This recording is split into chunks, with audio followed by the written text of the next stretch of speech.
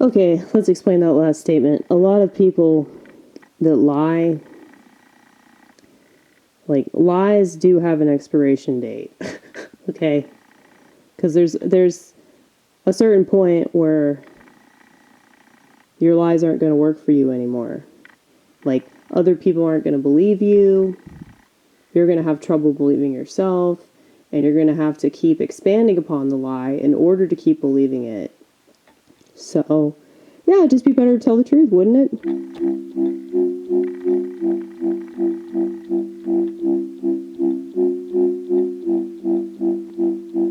Some people are allergic to actual medicine, to actual therapy, to anything that would do something positive. They just can't see. They can't hear it, they can't receive it, they can't perceive it, they can't do anything good with it.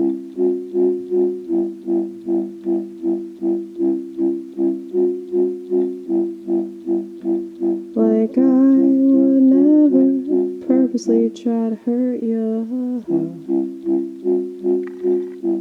but you're gonna falsely interpret it that way so that you continue to be the victim that you think you are. 'Cause in your mind you're a star of your own little movie where you're prone to be exactly what you think of yourself as. It's a self-fulfilling prophecy that always leaves you aghast.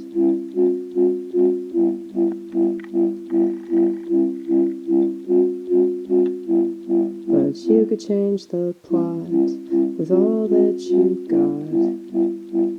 You could change the direction you're going, but you won't. Because you don't believe in self-effacement.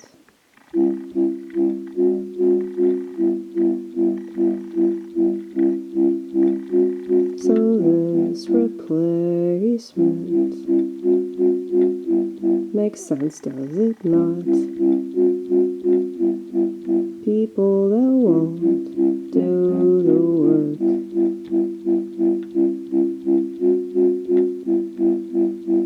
They shoot themselves in both feet, but they'll never know it's so.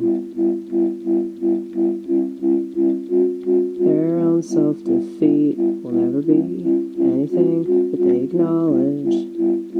So I guess it won't hurt so much if they remain out of touch.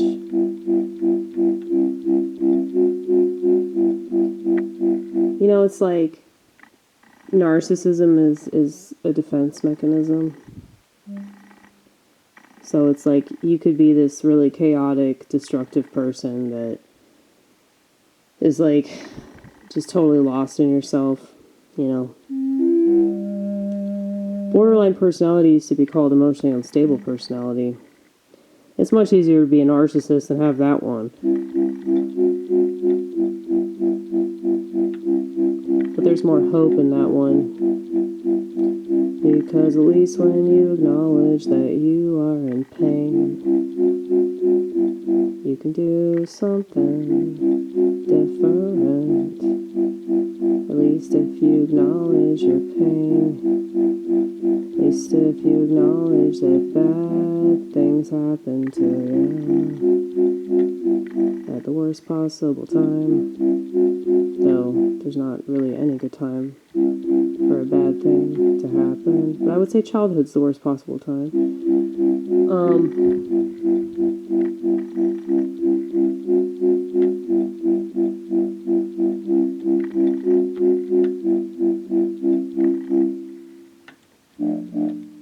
I was trying to come up with another chord. Maybe that one? Nah, I don't like that. No. You guys know what chord I'm thinking about? I don't know what chord it is. Obviously, I don't know any of them.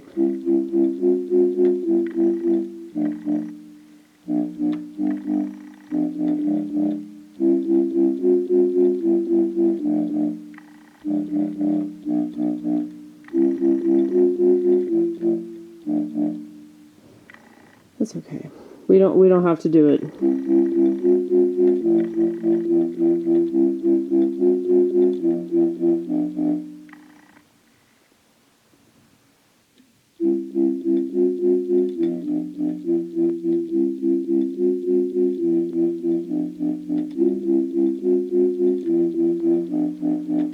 That'll work.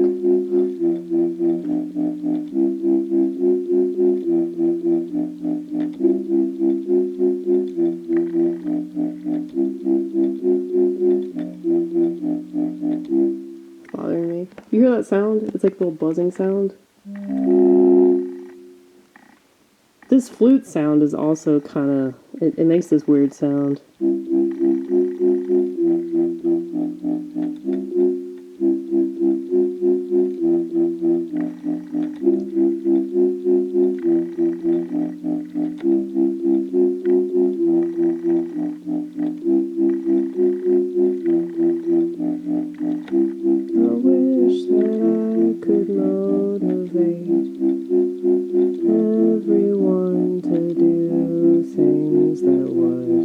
Actually work. But if they did, they wouldn't be able to sit in their shit and complain about it anymore. So what would they do with their time? What would be their identity? If they couldn't curl up with this, like a little blanket that reminds them of everything that went wrong, of everything that makes them so very sad. And don't get me wrong, I'm still very sad, but I don't let it get to me the way that it used to get to me. It doesn't have to be your whole identity, you know? It's part of it. And some days, it's a much larger portion, and other days, it's a smaller percentage, but it's still there. It'll always be there, and that's fine. I accept it, I accept it.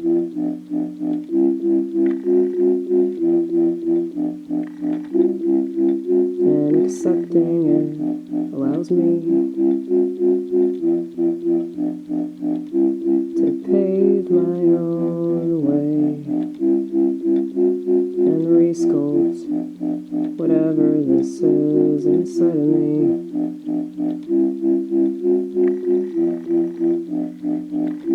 Look at it this way. If you don't accept the sadness and the madness, you'll never have true gladness. If you don't accept the bad things and the sad things and the stuff that makes you mad things, you'll never be able to achieve true happiness. You'll never be able to find anything that makes you sincerely content with whatever the fuck this is.